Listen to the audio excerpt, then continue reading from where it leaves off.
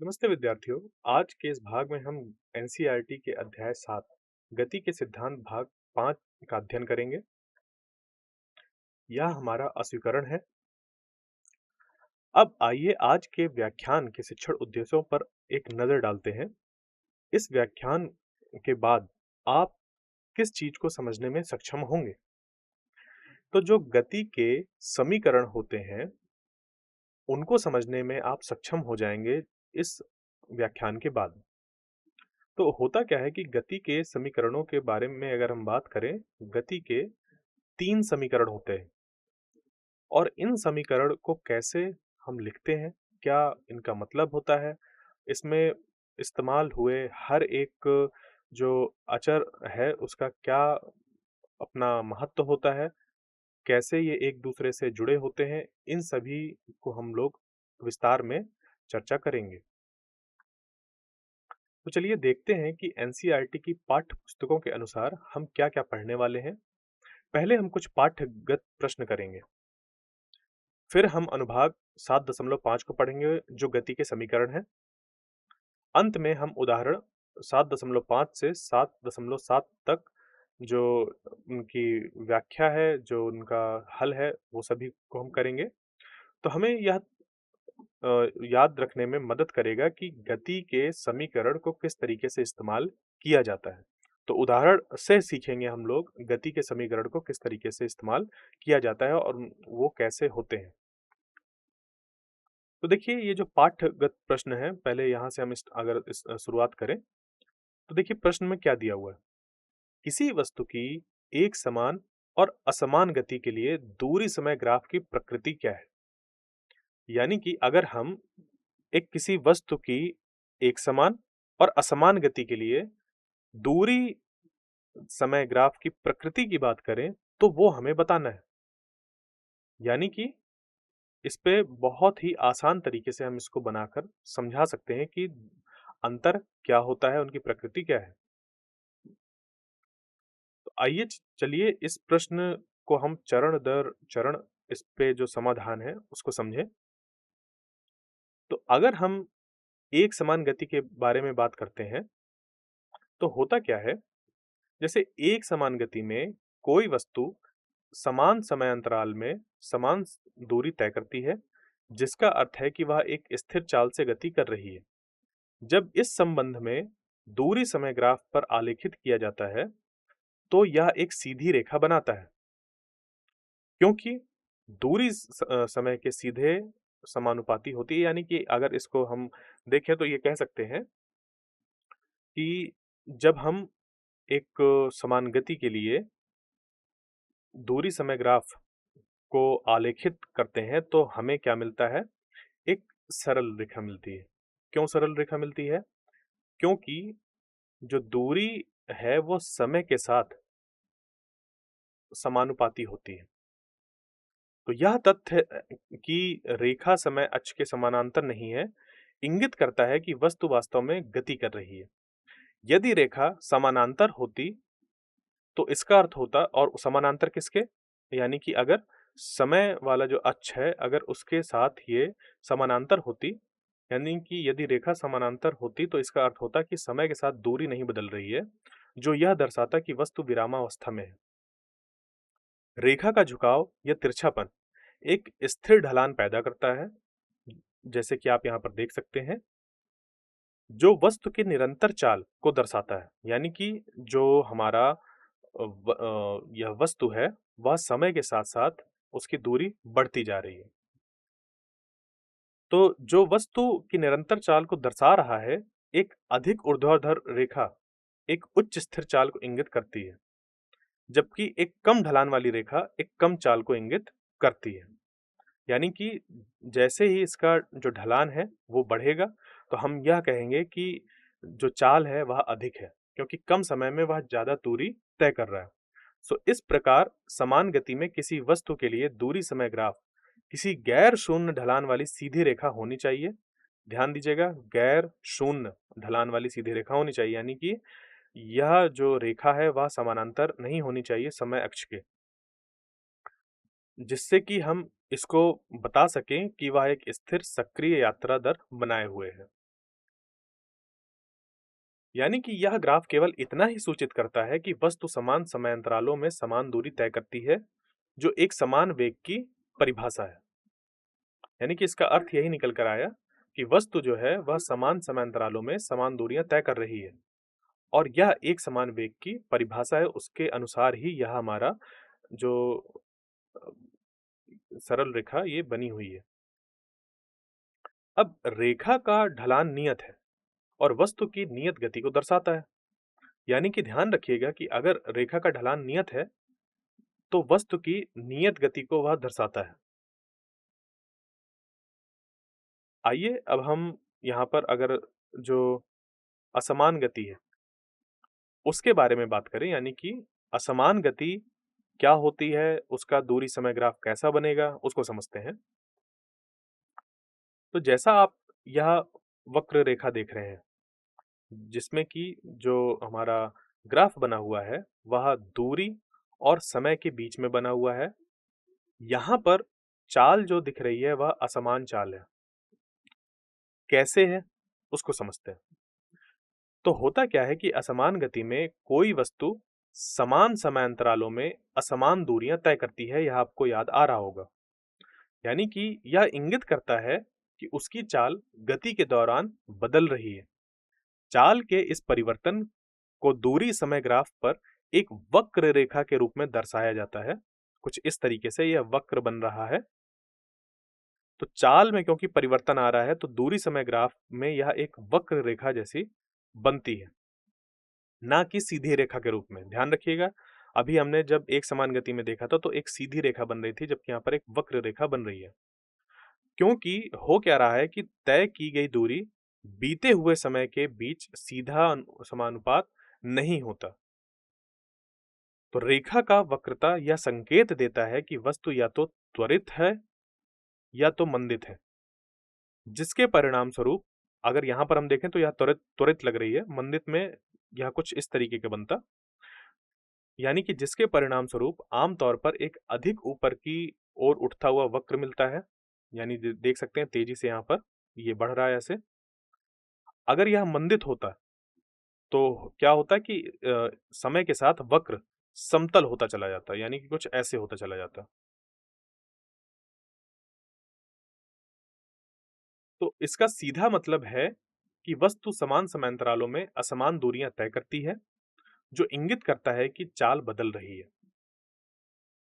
अब क्योंकि वक्र की ढलान अलग-अलग बिंदुओं पर बदलती है, जो यह दिखाता है कि वस्तु की चाल कहाँ बदल रही है, कहाँ पर बदलती है। यहाँ पर अब अगर आप ध्यान दें, तो दूरी समय ग्राफ में रेखा की वक्रता वस्तु के त्वरण के बारे में विशिष्ट जानकारी प्रदान करती है। यदि वक्र ऊपर की ओर मुड़ता है, जैसे कि आप यहाँ पर देख सकते हैं, ये ऐसे ऊपर की ओर मुड़ रहा है, यानी कि समय के साथ अधिक तीव्र होता है, तो यह संकेत देता है कि वस्तु की गति बढ़ रही है, जो धनात्मक त्वरण को दर्शाता है। इसके विपरीत यदि वक्र नीचे की ओर मुड़ता है, समय के साथ सपाट होता जाता है, तो यह दिखाता है कि वस्तु की गति घट रही है, जो ऋणात्मक त्वरण या मंदन को दर्शाता है।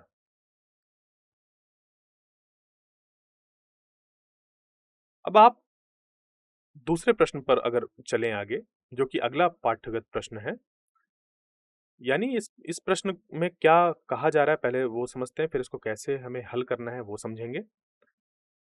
प्रश्न यह है कि आप किसी वस्तु की गति के बारे में क्या कह सकते हैं, जिसका दूरी समय ग्राफ समय अक्ष के समानांतर एक सीधी रेखा है।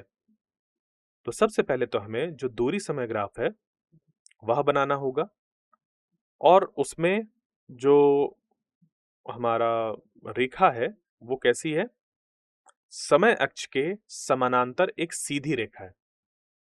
तो इसको देखकर वस्तु की गति के बारे में आप क्या कह सकते हैं, ये आपको बताना होगा। अब आइए हम इस प्रश्न का चरण दर चरण समाधान देखें। ध्यान दीजिए, एक दूरी समय ग्राफ जिसमें समय अक्ष के समानांतर एक सीधी रेखा होती है, यह क्या इंगित करती है, ध्यान दीजिएगा। यह इंगित करती है कि वस्तु विरामावस्था या स्थिर अवस्था में है। विरामावस्था या स्थिर अवस्था का मतलब है कि समय के साथ, समय बढ़ने के साथ-साथ जो दूरी है उसमें कोई परिवर्तन नहीं आ रहा, दूरी वैसे के वैसे ही है। यानी कि यह क्षैतिज अभिविन्यास यह दिखाता है या क्षैतिज अभिविन्यास यह दिखाता है कि समय के बीतने के साथ एक्स अक्ष संदर्भ बिंदु वाई अक्ष से दूरी नहीं बदलती, जिसका अर्थ है कि वस्तु की स्थिति निश्चित है, वह जिस जगह पर है वहीं पर बनी हुई है। चूंकि दूरी समय ग्राफ का ढाल वस्तु की गति को दर्शाता है, शून्य ढाल वाली एक सपाट रेखा गणितीय रूप से पुष्टि करती है कि गति 0 मीटर प्रति सेकंड है। इसलिए कोई भी समय अंतराल जहां ग्राफ क्षैतिज रहता है, उस अवधि को दर्शाता है जब वस्तु पूरी तरह से गति करना बंद कर देती है। तो दूरी समय ग्राफ में अगर कोई इस तरीके की समय अक्ष के समानांतर एक सीधी रेखा, सरल सीधी रेखा अगर आपको ऐसे दिखाई दे, यानी कि वह यह बता रही है कि उस समय में, उस समय अंतराल में जो वस्तु है, उसकी जो स्थिति है वह निश्चित है। यानी कि जैसा कि हमने पहले भी बताया है, ऐसा इसलिए होता है क्योंकि ग्राफ यह दिखाता है कि वस्तु की उसके प्रारंभिक बिंदु से दूरी समय के साथ नहीं बदलती है, जिसका मतलब है कि वह स्थिर है। तो यह जो हमारा ग्राफ है, वह दूरी समय ग्राफ है। समय अक्ष के समानांतर एक सीधी रेखा है, तो वस्तु विराम में है।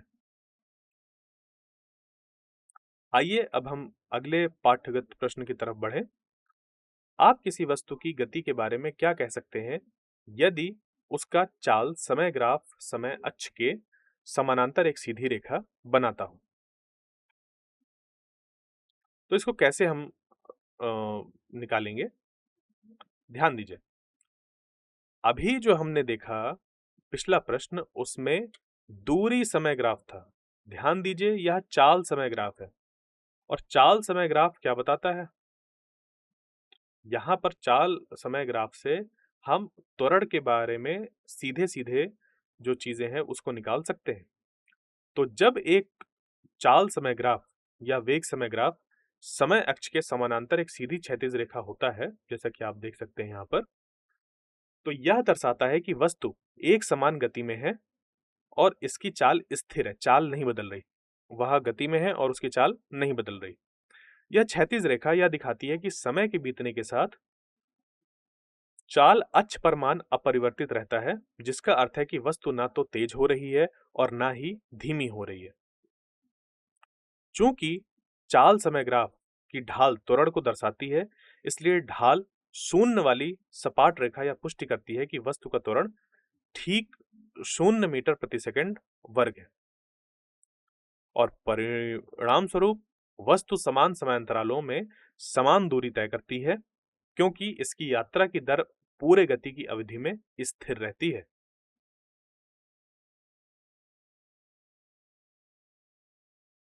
यह ग्राफ केवल इतना ही सूचित करता है कि वस्तु एक समान दर से गति कर रही है, क्योंकि समय के बराबर अंतराल में समान दूरी तय करती हुई हमें यहाँ पर ये मिल रही है। तो यह जो हमारा ग्राफ है, जो कि चाल समय का ग्राफ है, इसका अर्थ है कि वस्तु एक स्थिर दर से गति कर रही है और समय के समान अंतरालों में समान दूरियां तय कर रही है। अगला पाठ्यगत प्रश्न प्रश्न यह है कि वेग समय ग्राफ के नीचे घेरे गए क्षेत्रफल से मापी जाने वाली राशि क्या है? यानी कि अगर हम वेग समय ग्राफ जो बनता है, वक्र जो बनता है या जो एक सीधी रेखा बनती है, उसके नीचे जो क्षेत्रफल हम निकाल सकते हैं, उससे आखिर किस तरीके की राशि हमें मिलती है? इसके लिए एक-एक करके देखेंगे कि वेग समय ग्राफ के नीचे घेरे गए क्षेत्रफल से क्या मतलब है और उस क्षेत्रफल से हमें कौन-सी राशि मिलती है, कौन-सी भौतिक राशि हमें मिलती है। यानी कि जब एक वेग समय ग्राफ मूल बिंदु से ऊपर की ओर एक सीधी रेखा होती है, तो यह संकेत देती है कि वस्तु का वेग समान समयांतरालों पर एक स्थिर दर से बढ़ रहा है।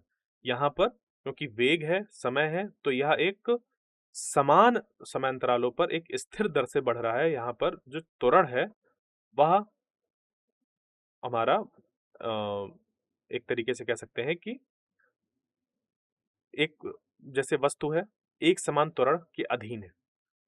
त्वरण में कोई बदलाव नहीं आ रहा। इस ग्राफ को देखकर यही हमें समझ पर आ रहा है।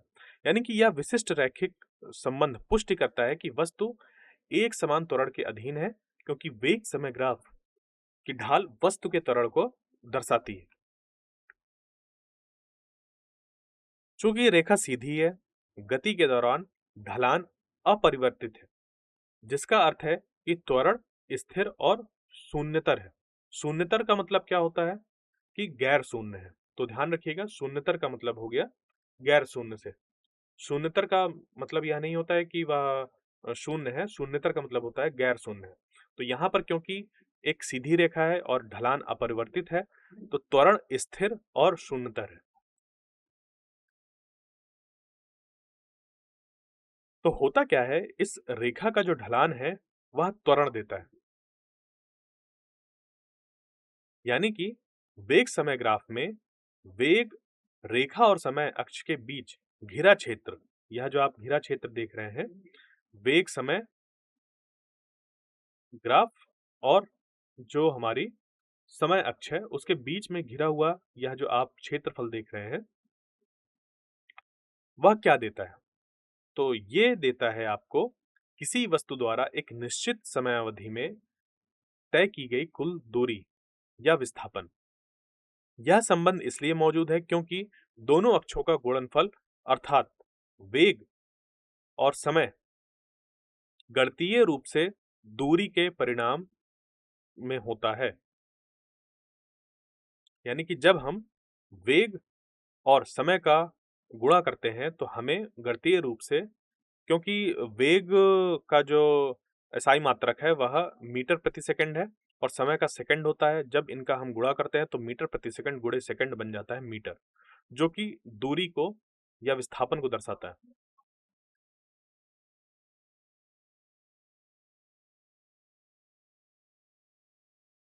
तो अब हम लोग जो गति के समीकरण हैं उसको जानेंगे।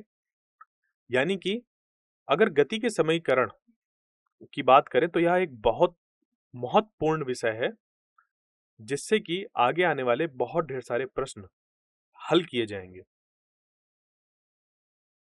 तो जब कोई वस्तु एक समान त्वरण के अधीन सीधी रेखा में यात्रा करती है, तो उसकी गति तीन मौलिक गतिकीय समीकरणों द्वारा नियंत्रित होती है।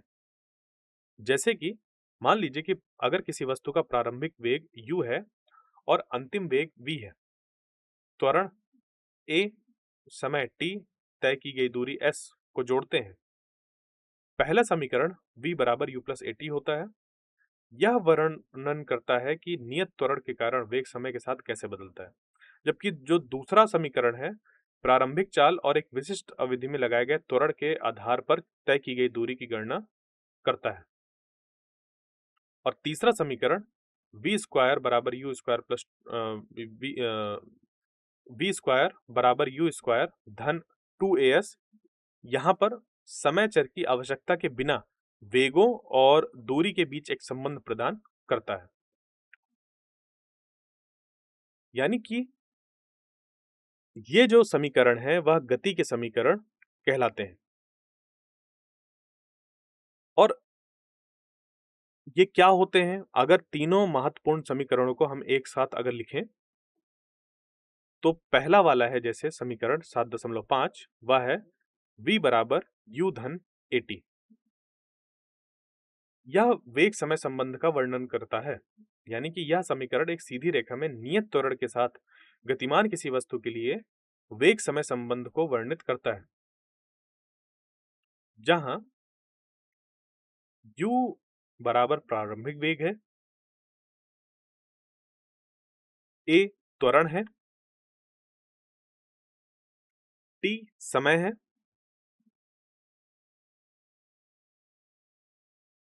और v जो है वह समय t के बाद अंतिम वेग है।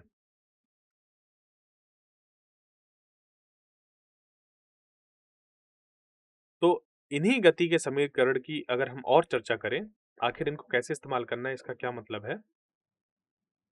तो इसी में जो दूसरा समीकरण निकल कर आता है, जिसको कि आपकी एनसीईआरटी पाठ्य पुस्तकों में समीकरण 7.6 लिखा गया है, यह है S बराबर UT धन 1/2 गुणे A गुणे T की घात 2।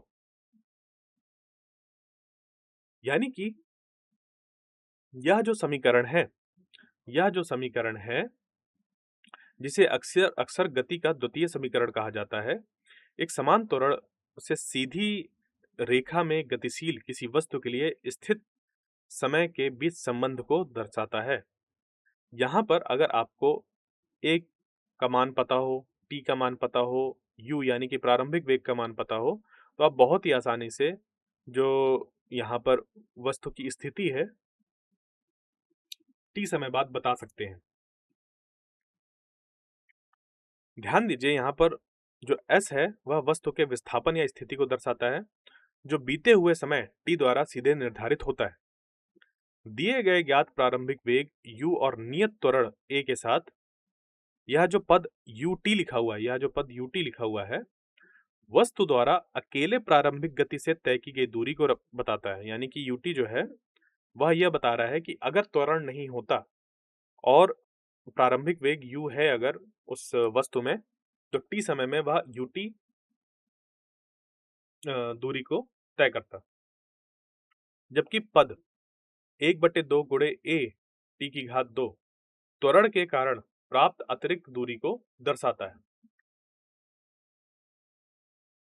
अब हम जिसके बारे में बात करेंगे वह गति का अंतिम समीकरण है, जहां पर यह है v की घात 2 बराबर u की घात 2 धन 2 गुणे a गुणे s।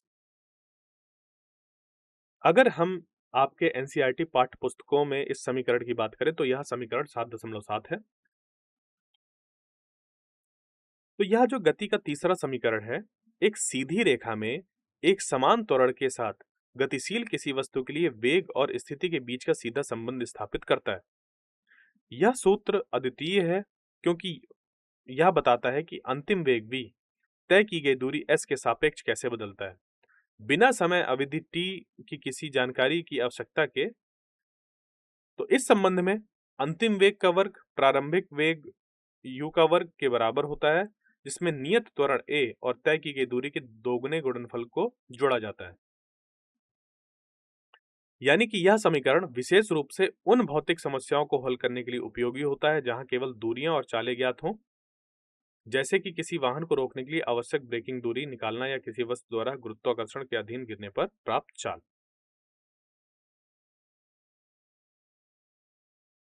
यह समीकरण पहले दो समीकरणों से समय t को हटाकर प्राप्त किया जा सकता है।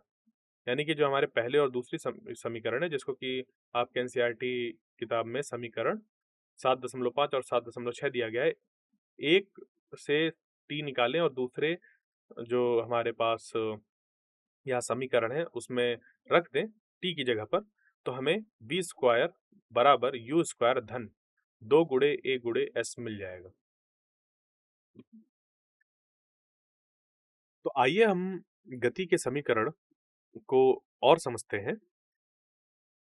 सबसे महत्वपूर्ण इसमें क्या है, आइए कुछ बिंदुओं पर नजर डालते हैं।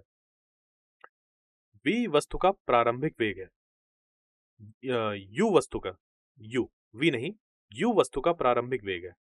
v तो हमारा जो बाद वाला वेग होता है वो होता है अंतिम वेग। u वस्तु का प्रारंभिक वेग है। a गति के दौरान एक समान त्वरण है। ध्यान दीजिएगा, यह जो गति के समीकरण है वह एक समान त्वरण के लिए ही परिभाषित है। अगर एक समान त्वरण मौजूद नहीं होगा तो फिर हम इन समीकरणों को इस्तेमाल नहीं कर सकते। तो ध्यान दीजिएगा, इन समीकरण को इस्तेमाल करने के लिए a का एक समान त्वरण प्रस्थापित करना जरूरी है। t वह समय अंतराल है जिसके दौरान वस्तु गति कर रही होती है, और v समय t के बाद अंतिम वेग है। s एक समय t में तय की गई दूरी है। और ये तीनों समीकरण एक समान त्वरण वाली गति से संबंधित समस्याओं को हल करने के लिए बहुत उपयोगी होते हैं। तो ध्यान दीजिए यहाँ पर फिर से इस बात को, एक समान त्वरण अगर दिया हो प्रश्न में, तभी आप इन समीकरण को लगा सकते हैं और अभी आपके कक्षा में एक समान त्वरण वाले से संबंधित प्रश्न ही आएंगे। परंतु आपको ध्यान रखना होगा कि ये समीकरण सिर्फ और सिर्फ एक समान त्वरण वाले जगह पर ही उपयोगी है। यानी कि ये समीकरण एक आलेखीय विधि का उपयोग करके भी प्राप्त किए जा सकते हैं, जो वेग, समय और दूरी के बीच के संबंध को दृश्य रूप से समझने में मदद करती है। जो कि अब आपके अध्याय में वह मौजूद नहीं है, उसको हटा दिया गया है। तो हम उसकी बजाय जो उदाहरण है, उनके द्वारा चीजों को समझेंगे। प्रश्न क्या है, पहले उसको देखते हैं। एक रेलगाड़ी विराम से चलना शुरू करती है और 72 किलोमीटर प्रति घंटे का वेग 5 मिनट में प्राप्त करती है। यह मानते हुए कि त्वरण एक समान है, ज्ञात कीजिए त्वरण और इस वेग को प्राप्त करने के लिए रेलगाड़ी द्वारा तय की गई दूरी। तो अब अगर हम इस उदाहरण में देखें, यहाँ एक रेलगाड़ी विरामावस्था से शुरू होती है। विरामावस्था यानी कि रुकी हुई है, यानी कि उसका जो प्रारंभिक वेग है वह शून्य हो जाएगा और फिर दिया गया है कि 5 मिनट में 72 किलोमीटर प्रति घंटा का वेग प्राप्त कर सकती है। तो हमें अगर त्वरण निकालना है तो सबसे पहले तो त्वरण मानना है कि वह एक समान त्वरण है। उसके बाद फिर जाकर यह ज्ञात करना है कि उस एक समान त्वरण का जो मान है वो कितना होगा।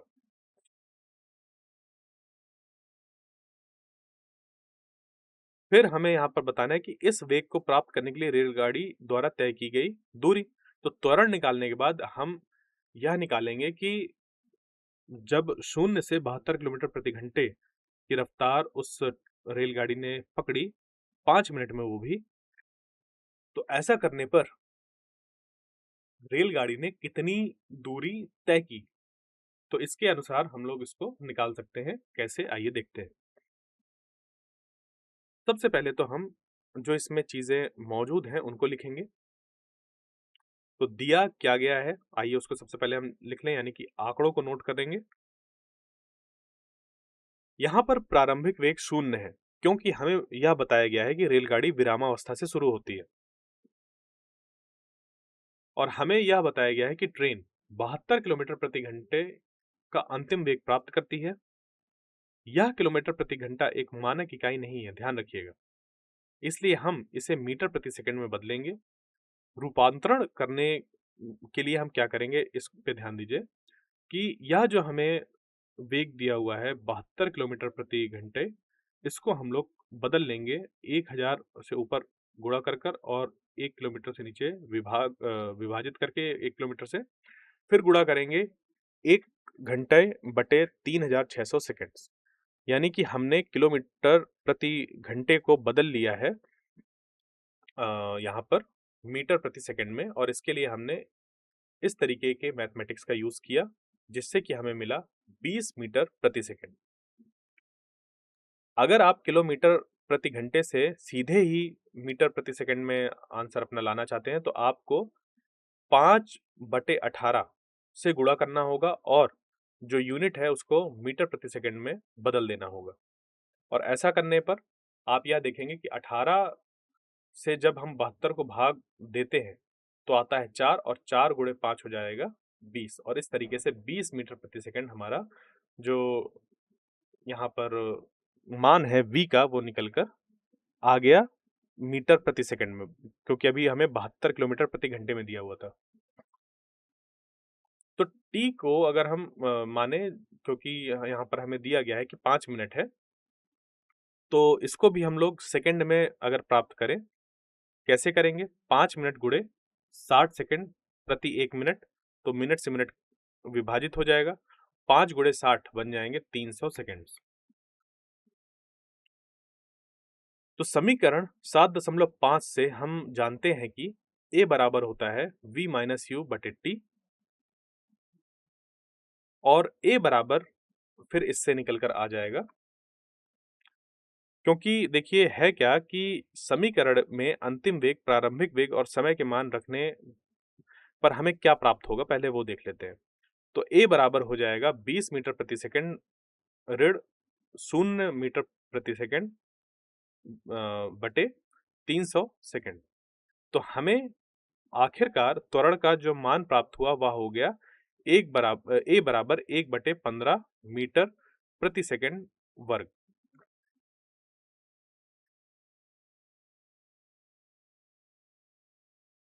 अब हमारे पास जो दूसरा समीकरण है 7.7, जो कि क्या है यानी कि वैसे तो तीसरा समीकरण होता है, यानी कि अगला जो समीकरण है उस पे हो गया v स्क्वायर बराबर v की घात 2 बराबर u की घात 2 धन 2as 2as ये बन गया, यानी कि v की घात 2 बराबर u की घात 2 धन 2as। यहाँ प्रारंभिक वेग क्योंकि शून्य है, u बराबर शून्य है, इसलिए u स्क्वायर जो u की घात 2 है वह भी शून्य हो जाएगा। इसलिए समीकरण को पुनर्व्यवस्थित करने पर हमें प्राप्त होता है s बराबर जो v है उसका वर्ग बटे 2a, यानी कि अंतिम वेग और त्वरण के मान रखने पर हमें प्राप्त हो जाएगा s बराबर 20 मीटर प्रति सेकंड का वर्ग बटे 2 गुणे 1/15 मीटर प्रति सेकंड वर्ग। तो इसको जब हम लोग हल करेंगे तो हमें मिलेगा 3000 मीटर, या फिर इसको हम लिख सकते हैं 3 किलोमीटर। यानी कि रेलगाड़ी का त्वरण 1/15 मीटर प्रति सेकंड वर्ग है और तय की गई दूरी 3 किलोमीटर है। आइए अब अगले प्रश्न को देखते हैं। इस प्रश्न में क्या दिया हुआ है कि एक कार जो कि 18 किलोमीटर प्रति घंटे से 36 किलोमीटर प्रति घंटे तक 5 सेकंड में समान रूप से त्वरित होती है। तो यहाँ पर हमें दे दिया गया है कि समान रूप से त्वरित हो रही है, और समान रूप से त्वरित होने की वजह से ही यहाँ पर हम जो हमारे पास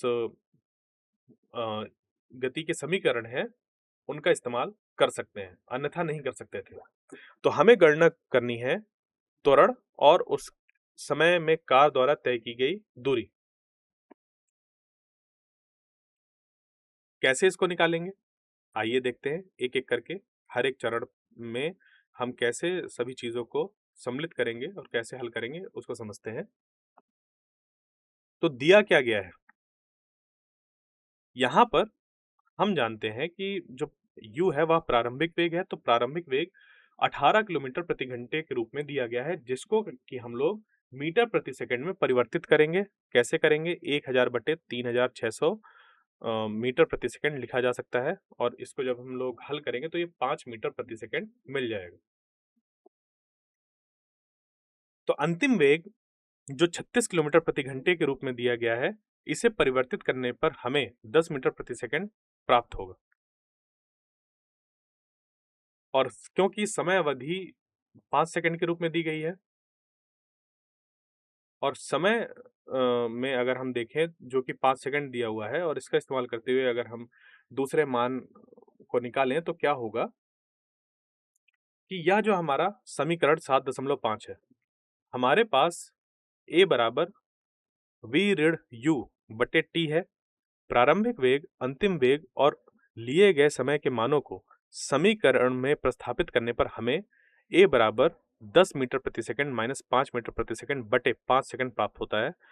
अंततः हमें a बराबर a मीटर प्रति सेकंड वर्ग का मान प्राप्त होगा। इसमें अगर हम आगे जो चीजें हैं उनको ढूंढें, तो जैसे समीकरण 7.6 की अगर हम बात करें, हमारे पास निकल कर आता है s बराबर ut धन 1/2 a t की घात 2।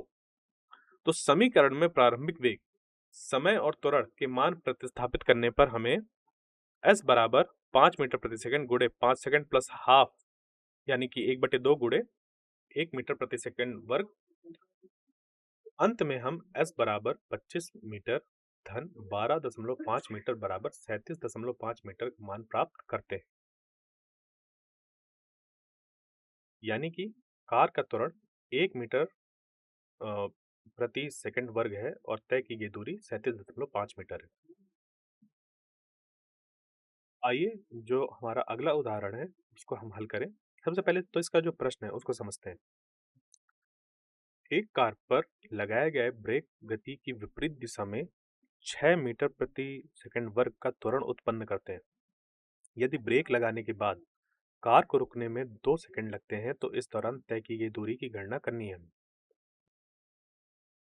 तो आइए हम इस प्रश्न पर ध्यान दें। इस प्रश्न में क्या दिया हुआ है सबसे पहले तो यह समझ लेते हैं। एक कार पर लगाए गए ब्रेक की गति की विपरीत दिशा में 6 मीटर प्रति सेकंड वर्ग का त्वरण उत्पन्न करते हैं।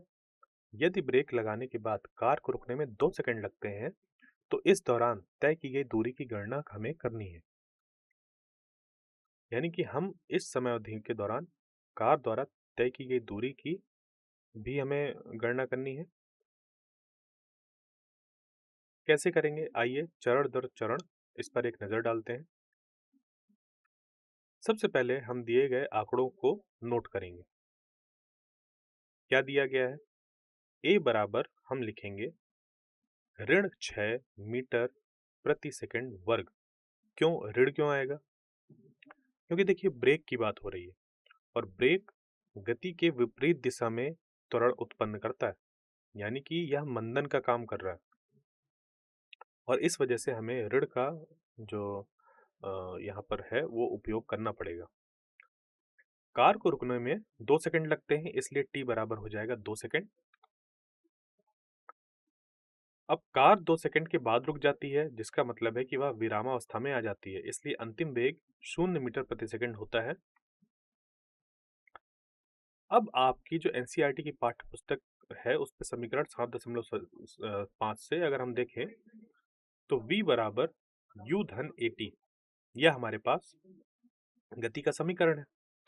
इसमें अंतिम वेग, त्वरण और समय के मान रखने के बाद हमें 0 बराबर u प्लस ब्रैकेट के अंदर माइनस यानी कि ऋण 6 मीटर प्रति सेकंड वर्ग गुणे 2 सेकंड मिलता है और जब हम इसका हल निकालते हैं तो हमें मिल जाता है u बराबर 12 मीटर प्रति सेकंड। इस पे अगर आप और आगे देखें तो जैसे आपकी एनसीईआरटी की पाठ्य पुस्तक के समीकरण 7.6 को अगर आप गौर से देखें तो वो होता है s बराबर u गुणे t या ut धन 1/2 गुणे a गुणे t का वर्ग। तो प्रारंभिक वेग, समय और त्वरण के मान रखने पर हमें s बराबर 12 मीटर प्रति सेकंड गुणे 2 सेकंड धन 1/2 ऋण 6 मीटर प्रति सेकंड वर्ग और 2 सेकंड का ऐसे वर्ग करने पर प्राप्त होगा s बराबर 24 मीटर माइनस 12 मीटर और इससे s बराबर निकल कर आ जाएगा 12 मीटर।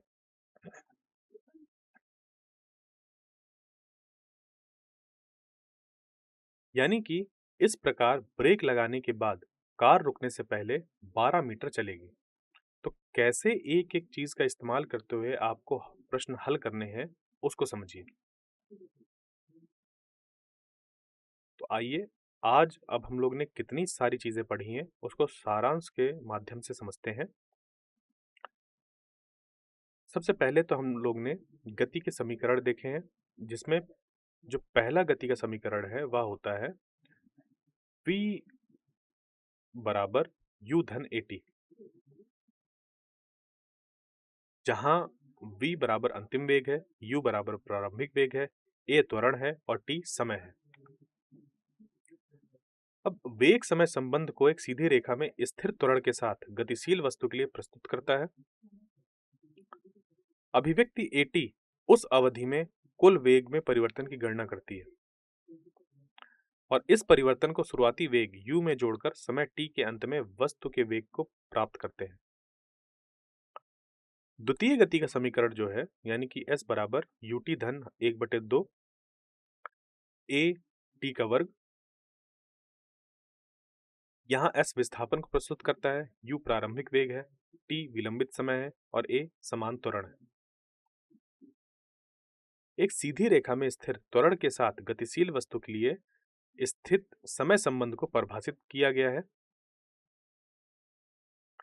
और इसमें अभिव्यक्ति ut वस्तु के अपने प्रारंभिक वेग को बनाए रखते हुए यह तय करने के लिए दूरी को प्रस्तुत करती है जो वस्तु ने अवधि t में तय कर सकती है। अभिव्यक्ति 1/2 at का वर्ग a t का वर्ग त्वरण के स्थिर वृद्धि के कारण अतिरिक्त दूरी के लिए अपेक्षित होता है।